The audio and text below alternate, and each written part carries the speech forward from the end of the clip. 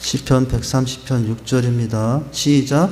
파수꾼이 아침을 기다림보다 내 영혼이 주를 더 기다리나니 참으로 파수꾼이 아침을 기다림보다 더 하도다. 아멘. 예배자의 태도의 모습이거든요. 자, 오늘 여러분 유인물을 보시면 4강 자체 제목이 예배자의 태도 이렇게 되어 있지 않습니까? 예배자의 태도를 그 밑에 부제목으로는 이렇게 달아놓지 않습니까?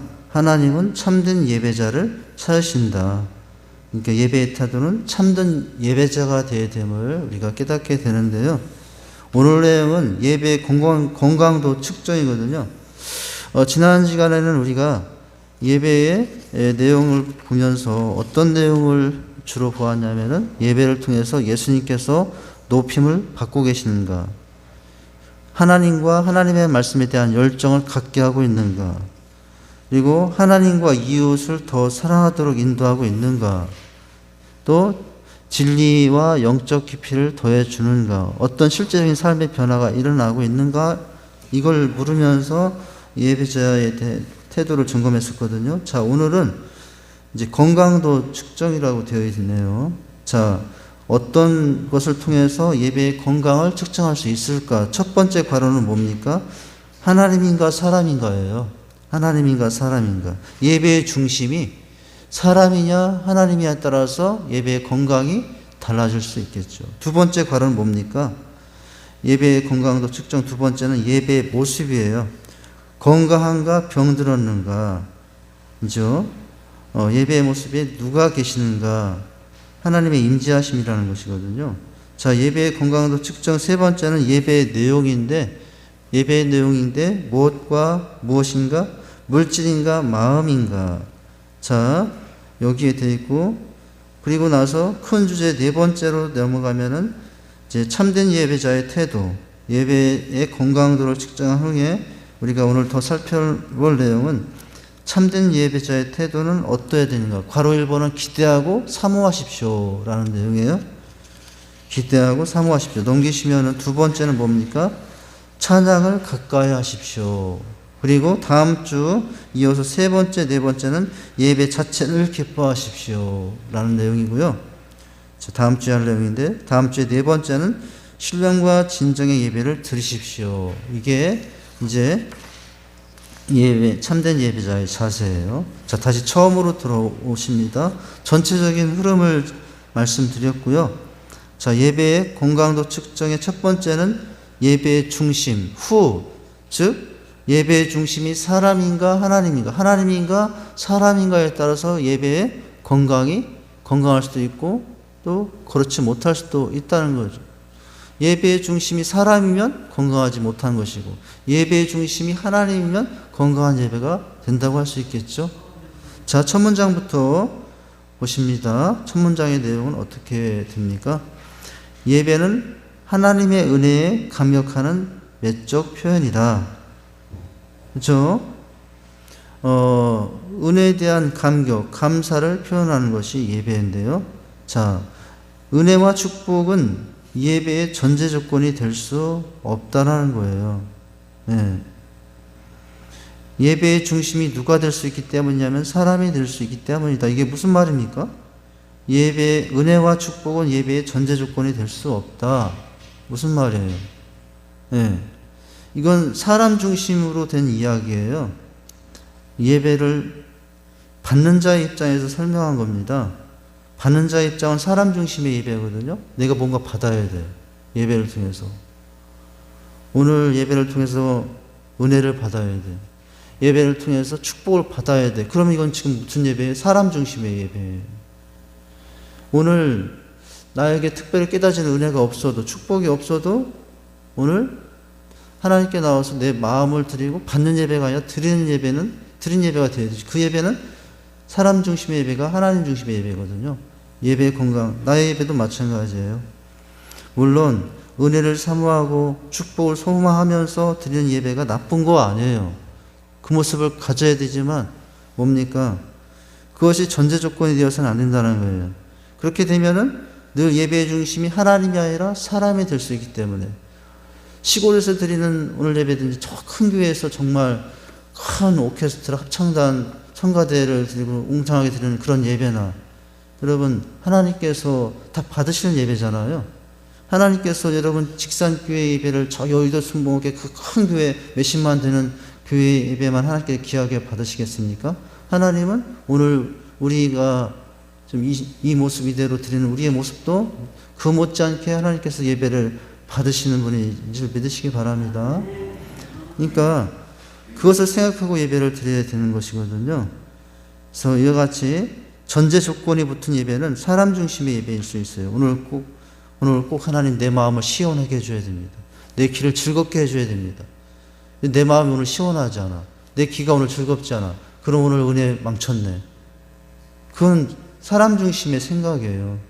내 오늘 마음을 시원케 하는 모습이 없을지라도 또 그 예배를 통해서 예배 가운데 귀가 즐겁지 않은 있을지라도 그 예배에 하나님이 오셔서 받으면 그 하나님 앞에 드리는 예배가 이렇게 될 수 있도록 하는 것이 참된 예배의 건강한 예배가 될 수 있다는 것입니다. 자, 그 다음 문장 보시면 주관적 이해관계나 기분에 따라 예배에 임하는 모습이 달라지는 것은 올바른 예배자의 자세가 아니에요. 지금 방금 말씀대로 주관적 이해관계 그리고 기분에 따라서 예배에 임하는 모습이 달라지는 것은 아니죠. 그런데 대부분 우리는 어떻게 합니까? 기분에 따라서 예배에 임하는 모습이 달라지는 게 내 모습이잖아요. 우리 애가 실수하는 모습이기도 하잖아요. 내 기분과 상관없이 이제 하나님께 올려드리는 예배가 될 수 있어야 되죠. 주님이 받으신 예배. 진정으로 하나님께 예배드리기 위해서는 그래서 무엇이 필요하다고요? 자기 부인이 필요합니다. 하나님인가 사람인가? 하나님이 되려면 하나님 중심의 예배가 되려면 자기 부인이 필요하고 성경은 하나님의 성령으로 봉사하며 그리스도 예수로 자랑하고 육체를 신뢰하지 않는 사람이 되라고 말씀하고 있기 때문에 그렇습니다. 나에 대한 지나친 집착은 예배의 방해물이 돼요. 나에 대한 지나친 집착. 그러니까 나에 대한 지나친 집착으로 내 기분에 따라서 어떤 이해관계에 따라서 오늘 예배를 평가하거나 나를 중심으로 해서 예배를 어떤 인간적인 기준으로 함부로 판단할 일은 그건 잘못된 것이라는 거예요. 내 기분과 상관없이 그 예배에 누가 와 계십니까? 하나님이 와 계시고 그 예배 시간에 드려지는 찬양을 통해서 말씀을 통해서 하나님이 임재하셔서 와 계시잖아요. 그 하나님을 바라보면서 드리는 예배가 이제 건강한 예배가 될 수 있는 거죠. 그래서 내가 드려지는 하나님께 드려지는 예배가 오늘 아침에 나오기 전에 남편과 아내와 막 대판 싸우고 나왔습니다. 그래도 인간적인 기분과 감정으로는 참 답답한 마음으로 앉아있지만은 그 마음에 거기에 집착해서 그 예배 시간에 와 계신 말씀 가운데이시고 찬양 가운데 임재하시는 하나님을 바라보지 못한다면은 건강한 예배자의 모습이 아니겠죠. 그죠? 그런 거와 상관없이 인간적인 어떤 기분이나 감정, 이해관계에 상관없이 이 자리에 함께 하신 하나님을 생각하면서 여러분 그 하나님께 시간 순서마다 그 내용에 따라가면서 하나님을 만나는 예배가 되어야 될 점 있습니다. 자, 자신의 정욕과 욕심, 헛된 야망을 성취시키기 위한 예배가 아니라는 거예요. 자신의 정욕, 욕심, 헛된 야망을 성취시키기 위한 예배가 아닌 하나님께 초점을 맞춘 예배는 예배의 본이다. 토저라는 거는 이런 말이 있답니다. 그 밑에 있잖아요. 토저. 누구든지 자신의 목적으로 성취하기 위하여 하나님을 그 수단으로 찾는 자는 하나님을 발견할 수 없을 것이다라는. 조금 어려운 내용이네요. 누구든지 자신의 목적을 성취하기 위해 하나님을 그 수단으로 찾는 자는 하나님을 발견하지 못할 것이. 그러니까 사람 중심의 예배를 드리면 안 된다는 것이잖아요. 여러분 예배의 성공이 뭡니까? 말씀 중에 찬양 중에 기도하면서 하나님을 만나는 게 예배의 성공이죠. 그죠? 하나님을 발견하는 게 예배의 성공이잖아요. 사람은, 인간은, 죄속인 인간은 하나님을 보아야 그 다음에 누구를 볼 수 있냐면은 나를 볼 수 있게 돼요. 이게 우리 기독교의 은혜의 원리 순서예요. 불교는 나부터 깨달아요. 도를 깨달아야 돼요. 그래, 나중에 내가 신이 되고, 부처가 되고. 근데 우리는, 우리의 예배는 뭡니까? 예배 속에서 하나님을 보면 하나님의 거울에 비춘 누구를 볼 수 있어요? 나를 볼 수 있죠. 나를 볼 수 있어요. 자, 그래서 예배의 중심은 항상 누구라고요? 하나님이 중심이 돼요. 자, 우리는 순수하게 하나님만을 찾고 그분께 예배 드려야 한다. 할렐루야. 여러분, 예배 시간에 항상, 그래서 예배를 받으려고 하는 사람이 아니라 예배 가운데 항상 드리려고 나온다. 받으려고 나오는 사람은 사람 중심의 예배자이고요. 하나님께 드리려고 나오는, 나를 보여드리고 내 생명을 드리고 내 소유를 드리려고 나오는 사람이 하나님 중심의 예배자라고 할 수가 있는 거죠. 자, 건강도 측정 첫 번째 사람인가 하나님인가, 두 번째 뭡니까? 건강과 병들었는 건데 뭐냐면 그 예배의 모습에 하나님이 있느냐 없느냐거든요. 성령님이 그 예배에 있느냐 없느냐예요. 자, 문장이 이렇게 시작됩니다. 예배의 모습 어떻게인데, 자, 건강한가 병들었는가. 하나님께서는 외형과 격식만 있는 죽은 예배는 그 얼굴을 돌리신다. 자, 예배는 교회의 심장과도 같다. 살아있는 예배, 성령께서 역사하신 예배를 통해서 하나님의 임재함이 나타나는 예배가 돼요. 하나님의 임재하심이 나타나는 예배. 그럴 때 몸된 교회와 성도 개개인은 생명력을 얻게 된다는 거예요. 네. 격식, 외형 중요합니다. 네. 그것이 없으면 안 돼요. 외형과 격식은 내용을 담는 그릇과도 같다라고 하지 않았습니까? 그릇이 있어야 그 내용물을 취할 수 있지 않습니까? 그래서 외형과 격식은 중요해요. 그러나 오늘 문장이 뭐예요? 그것만 있는 예배는 죽은 예배라는 거예요. 외형과 격식만 있는 예배는 죽은 예배예요. 예, 외형과 격식도 있지만 그 외형 안에 격식 안에 누가 계셔야 된다고요? 하나님이 계셔야 된다는 거예요. 성령님이 함께 하시는 예배가 되어야 된다는 거예요. 우리의 예배는 그렇습니까? 우리의 쌀가족 모임의 예배는 그렇습니까? 우리 주일학교, 우리 중고등부 모임 속의 예배는 이렇습니까? 예. 자, 격식과 외형도 있어야 된다고요. 그러나 그 격식과 외형 안에 누가 계셔야 된다고요? 하나님께서 계시고 성령께서 함께 하셔야 된다는 것입니다. 자, 하나님께서는 저는 이제 이렇게 주일날 예배 순서를 찬양부터 영상부터 이렇게 끝까지 이렇게 설계를 하잖아요. 이제 설계로 최종 마무리를 주일날 하게 되는데, 예, 주일날 하게 되는데, 항상 그렇죠. 예, 예배의 흐름과 그 격식과 그 형식 안에 처음 첫 찬양부터 끝날 찬양까지 세밀하게 이제 계획을 하고 이제 콘티를 짠다고 그러나요? 그렇게 하거든요. 제가 지금 이 형식과 경영 쪽에 말씀은 주로 주일 예배, 오늘 예배가 끝나면 집에 가면 그때부터 생각하는 게 이제 이번 주일에 어떤 말씀을 전할까를 생각하게 돼요. 왜냐하면 수요일은 또 새벽은 그냥 그 순서가 바로바로 그냥 정해져 있잖아요. 본문의 흐름대로 가기 때문에 새벽 예배, 수요 예배를 가지고 오늘 새벽은 뭐 할까, 내일 수요 예배는 뭐 할까, 이건 고민하지 않죠. 왜냐하면 그 흐름대로 가고 순서대로 가기 때문에. 그러나 주일 예배, 이 주일 1시간의 예배를 설계할 때 이제 주로 이제 말씀은 주일 예배 끝나면 무슨 설교를 할까를 생각을 하게 되고요. 그래서 최소한 월요일 날 저녁까지는 본문이 결정이 돼요. 그리고 최소한 월요일까지 본문이 결정이 되면 그때부터 그 말씀에 내용 찬양들을 뭘 할까가 설계가 시작이 됩니다. 그래서 대체적으로 이제 주된 말씀 전 찬양은 수요 예배 전에 결정이 돼요. 그래서 수요일날 예배 전에 항상 틀어주는 곡이 뭔지 아십니까? 수요일마다 예배 시간에 틀어지고 있는 찬양이 뭐냐면 그게 주일날 중심 찬양이에요. 잘 이렇게 파악이 안 됐나요? 그래서 수요일날마다 예배 전에 여기서 이제 하고 있는 찬양이 꼭 주일날 찬양이 돼요.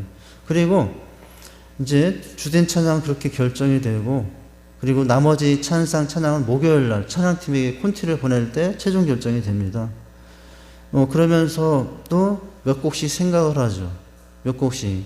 이건 이제 수요일날까지는 이제 주찬양을 하면서 그 본문에 맞도록 찬송가는 어떤 걸 하고 찬양을 어떤 거 하면서 많이 스쳐가는 찬양들이 있어요. 그러면 그때 항상 제가 찬양만 정리하는 거기에 이제 목록을 작성해요. 거기에는 2011년도부터 주일날 며칠날 오전에 무슨 찬양을 했는지 다 기록이 되어 있거든요. 그래서 딱 찾아봐요. 검색을 해보면은 오늘 그가 오신 이유를 좀 부르시고 싶어가지고 이제 찬양을 했어요. 선곡을 했어요. 그래서 제가 그 목록에 있는 내용들을 딱 찾아보니까 2015년도에 불렀더라고요. 2015년도에 불렀지만은 이제 오늘 주제에 맞춰서 또 주제에 맞기 때문에 여러 곡을 선곡을 하게 돼요. 이제 오늘 마지막 부를 찬양도 그 선곡 중에 하나였는데, 이렇게 이제 형식과 격식을 할 때 이렇게 해서 결정이 되거든요. 그래서 목요일날 최종 우리 찬양팀에게 콘티가 보내질 때 하루 종일 고민합니다. 이 찬양을 넣고 저 찬양을 넣고 하루 종일 고민을 하게 돼요. 그냥 감각대로, 감정대로 바로바로 그냥 선택해서 주일날 찬양곡이 선택되는 게 아니에요. 뺐다 넣었다를 여러 번 합니다. 그래서 주일날 오전 찬양들이 결정이 되고 이제 돼요. 그리고 이제 말씀을 정리하면서 최종 영상을 어떤 영상을 할 것인가를 찾죠.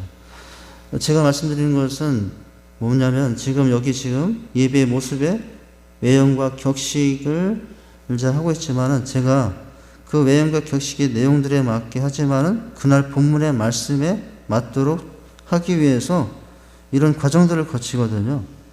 그러니까 어떻게 하면은 이 말씀과 찬양과 영상 다 포함해서 마지막 축도하는 것까지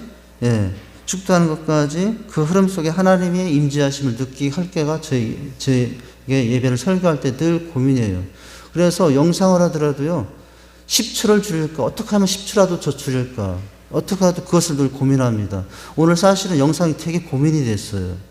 영상이 부활절과 관련된 영상이 보통 제가 영상을 넣을 때 계획을 형식에 맞출 때 3분을 넘지 않는 영상을 하려고 하거든요. 왜냐하면 너무 영상이 길어져도 또 그것이 어떤 너무 외형의 형식에 치우칠 수 있기 때문에.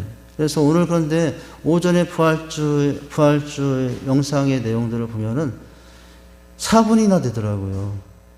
4분이나 되는데 그런 고민 가운데 이제 그 영상의 내용들을 어떻게 하든지 10초라도 줄일까 이렇게 하면서 편집을 하거든요. 근데 그럴 때 하면서도 항상 고민이 드는 게 뭐냐면은 어떻게 하면 그 주에 맞게, 그 절기에 맞게 그 예배 속에 하나님의 말씀과 은혜가 흐르게 할까가 늘 고민이거든요. 자, 오늘 이제 2번을 봤습니다. 건강한 예배인가 병들어있는 예배인가, 외형과 격식을 우리가 잘 맞춰서 이미 정해져 있지 않습니까? 우리 교회 주보에 보면은 임내 찬양, 신앙 고백, 찬양, 참회기도, 환영과 알림, 교제와 봉헌, 성경 공독, 찬송, 말씀 선포, 결돈, 파송, 축도 이렇게 다 결정이 되어 있지 않습니까? 이 결정된 외형과 격식에 이제 어떤 하나님의 임재하심과 성령의 임재하심을 성도들이 느끼게 할까가 늘 고민이고 계획할 때의 내용들이거든요. 자, 그렇게 될 수 있어야 된다고 하는 거예요. 이제 예배 인도자들의 고민이기도 한 거예요. 어떻게 하면 말씀 속에, 여기 오늘 여러분, 제가 오늘 좀 본문의 내용보다 다른 얘기를 말해야겠는데, 오늘 찬양팀, 이 앞에서 나와서 찬양팀 여러 곡들을 했지 않습니까? 찬양팀도 나름대로 이 모양 저 모양으로 선곡을 하고 편곡을 했지만은 이 고민 가운데 선곡을 해서 오늘 찬양을 했다고 할 수 있어요. 오늘 주신 찬양의 내용이 바로 부활절과 관련된 찬양을 우리 찬양팀에서 선곡하고 콘티를 짜서 이렇게 인도하지 않았습니까? 이제 고민들이 이제 설교자의 고민이고 찬양 사역자들의 고민이 뭐냐면 그 일전 형식과 외형이 어떻게 하면은 하나님의 임재하심 가운데 성도들이 찬양하면서 말씀을 드리면서 하나님을 만나게 할까? 이것이 늘 고민이거든요. 영상을 통해서도 마찬가지고. 자, 예배의 건강도 측정해서 이것을 봤습니다. 자, 2번을 봤어요. 자, 세 번째, 예배의 내용을 보면은 예배는 무엇을인데요. 거기 부제가 어떻게 되어 있습니까? 물질인가 마음인가 이렇게 되어 있죠. 자, 이게 무슨 내용인가? 자, 우리가 이제 격식과 내용을 봤지 않습니까? 외형과 격식을 보지 않았습니까? 그런데 외형과 격식만 있으면 되나요? 2번만 잘하면 되나요? 예. 자, 3번을 또 잘해야 되죠. 예배의 내용을 잘 이제 계획하고 설계를 해야 되죠. 자, 첫 문장입니다. 하나님은 예배를 통해 무엇보다 우리의 마음을 받기 원하신다. 하나님은 우리의 외모가 아닌 무엇을 속마음을 보신다. 그러므로 마음과 성품과 목숨과 뜻을 다하여 드리는 예배가 되어야 한다는 거예요. 자, 다하는 예배인데 뭘 다합니까? 마음과 성품과 목숨과 뜻. 자, 이것을 다하는 예배가 되어 있느냐. 형식도 있고 이제 격식도 있지만 마음이 없는 예배가 되고 있지 않느냐. 성품이 들어가지 않은 예배, 내 생명이 들어가지 않은 예배, 그죠? 하나님의 뜻에 내 뜻을 맞추는 예배가 되지 않은 예배라면은 그 예배는 이제 예배의 내용이 부족한 거예요. 자, 잠언서 이렇게 되어 있죠. 내 아들아, 내 마음을 내게 주며 내 눈으로 내 길을 즐거워할지어다. 이렇게 하고 있지 않습니까? 하나님께서 예배 가운데 나와서, 물론 저는 몸도 와야 된다고 생각을 해요. 몸이 와야 마음이 와요. 예, 마음만, 예, 여러분, 마음을 준다. 목사님, 저 마음은 주일날 교회에 있을 테니까요. 제 몸은 저기 좀 이런 일이 있어서 못 가겠습니다. 예, 그런 분들이 있더라고요. 제가요, 마음은 늘 주일날 교회가 있을게요. 예. 그런데 제 몸은 늘 뭐 할 일이 많아가지고 몸 못 가겠네요. 그거는 뭔가 잘못된 것이고요. 몸 가는데 마음이 가고, 마음 가는데 몸이 다 같이 가게 되어 있는 것이거든요. 떨어질 수가 없어요. 여러분, 지금 여기에 몸이 와 있습니까? 마음이 와 있습니까? 몸도 마음도 여기 다 와 있는 거 아니에요? 예. 그러니까 여러분, 몸만 와 있으면 또 안 돼. 여기에 몸만 가지고 나오면 안 돼. 이 시간 몸은 여기 있는데 마음은 여러분 저 집에 가 있는 거 아니에요? 마음은 여러분 저 들녘에 벚꽃 축제 가 있는 거 아닙니까? 예. 아, 오늘날 날씨 좋은데, 이게 자꾸 다른 얘기 오늘 너무 많이 나오는데. 예. 그러니까, 이제, 자, 마음을 원하시는데, 자, 마음을 다하고, 성품을 다하고, 목숨을 다하고, 뜻을 다하라. 라는 의미가 무엇인가. 몸만 와 있으면 안 되고요. 이제 여기에 내 성품도 다 하나님 앞에 내어드리며, 또 마음을 다 내어드리며, 생명을 내어드리며, 그렇게 드려지는 예배가 되어야 되죠. 자, 우리의 마음 속에서 솟아나는 예배로의 마음이 중요하다. 다윗의 경우를 보면 창조 세계와 하나님의 말씀 속에 계시된 하나님의 영광과 위엄을 묵상할 때 마음은 뜨거워지기 시작했고 마침내 하나님께 예배의 향기를 뿜어낸 것이다 라고 하고 있죠. 자, 그래서 말씀이 하나님의 영광과 위엄을 묵상하면서 찬양하면서 말씀을 들으면서 거기에 어떻게 합니까? 내 영혼이 내 마음이 드려지는 예배가 되어질 수 있게 그렇게 드려질 수 있어야 되겠죠. 자, 참 예배란 신실한 마음의 표출이 되어야 함은 당연한 일이다. 마음이 하나님께 고정되어 있을 때 진정한 예배는 외부의 자극에 의존하지 않고 지속적으로 진행될 수 있을 것이다 라는 거예요. 그러니까 예배의 내용은 뭡니까? 우리의 마음의 중심이 하나님께 집중되어 있느냐라는 거죠. 자, 이제 물질인가 마음인데 거기 또 물질에 대한 문제가 나오는데 물질은 하나님보다 위에 위치하는 한 우상이 돼요. 예. 근데 여러분, 하나님보다 물질이 밑에 있다면 물질은 우상이 안 되는데, 뭐가 우상이에요? 하나님보다 물질이 위에 있다면 그거는 물질이 지금 우상이 되는 거예요. 여러분, 하나님 앞에 예배 드릴 때 우리가 하나님 앞에 어떤 예배처가 되었습니까? 물질. 여러분, 하나님 앞에 어떤 물질이 있을 때 어떻게 해야 됩니까? 물질이 있을 때는 먼저 하나님께 드릴 걸 정하고 그리고 남은 걸 가지고 사용할 수 있어야죠. 물질인데 내 쓸 거 이거 쓰고 이거 쓰고 저거 쓰고 다 쓴 다음에 여유가 있을 때 그것 가지고 하나님 앞에 드리고 있다면 그건 물질 생활을 지금 잘못하고 있는 거예요. 시간도 마찬가지예요. 내가 이런 시간이 있다. 여러분, 하나님께 내 한 달의 시간을 주셨다. 그러면 그 한 달의 시간 어떻게 써야 됩니까? 이것저것 할 시간 다 쓰고 남는 시간 가지고 하나님께 드리려고 하는 것은 시간 생활을 잘못하고 있는 거예요. 내 생명도 하나님께서 내게 생명에 10년을 주셨다. 뭐 50년을 주셨다. 여러분, 그 시간을 나를 위해서 이것 쓸 것 저 쓸 것 다 쓰고 남는 생명을 주님께 드리고 있다. 그것은 지금 잘못하고 있는 거예요. 여러분, 이제 이것이 이제 순서거든요.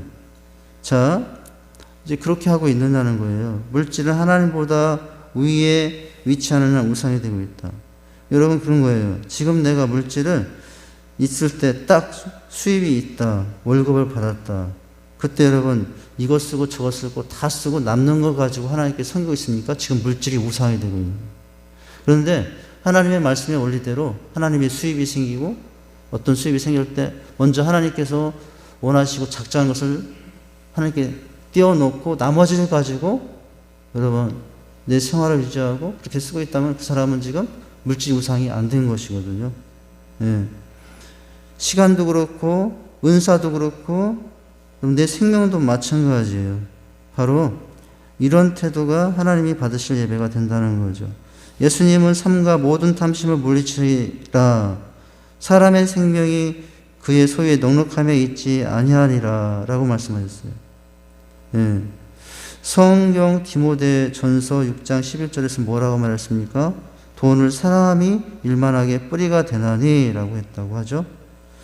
여러분, 돈은 나쁜 건 아니에요.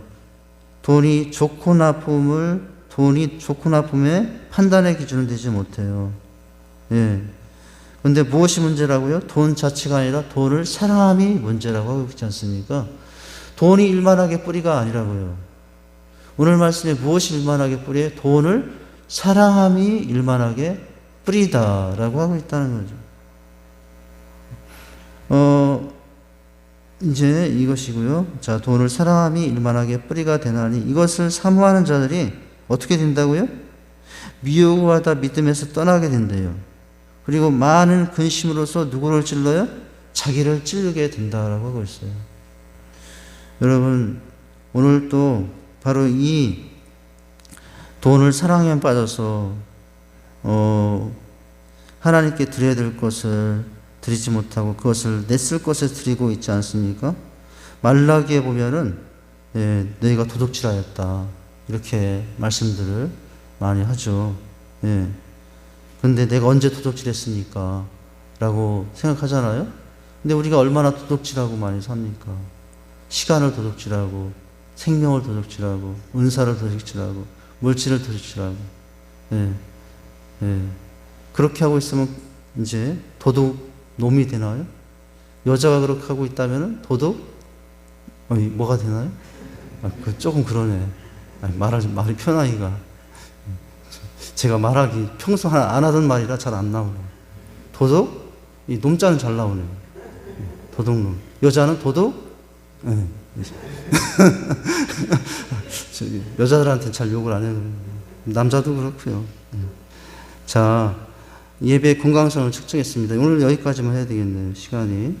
자, 예배의 중심, 예배의 모습, 예배의 내용을 살펴봤어요. 이제 우리 건강한 예배자가 될 수 있어야 될 줄 믿습니다. 할렐루야. 서로 한번 인사하십니다. 건강한 예배자가 됩시다. 제가 기도하겠습니다. 하나님 아버지, 주님의 은혜와 사랑을 감사를 드립니다. 오늘 우리 예배는 얼마나 건강한 것인가를 살펴보았습니다. 우리 예배가 하나님이 아니라 사람이 중심이 되고 있는지 아는지, 또 사람만 있는 하나님의 임재가 없는 예배가 되고 있지는 않은지, 또한 우리의 예배의 내용이 또 마음이 없는 예배가 되고 있지 않은지, 정성이 없는 예배가 되고 있지 않은지 돌아보기 원합니다.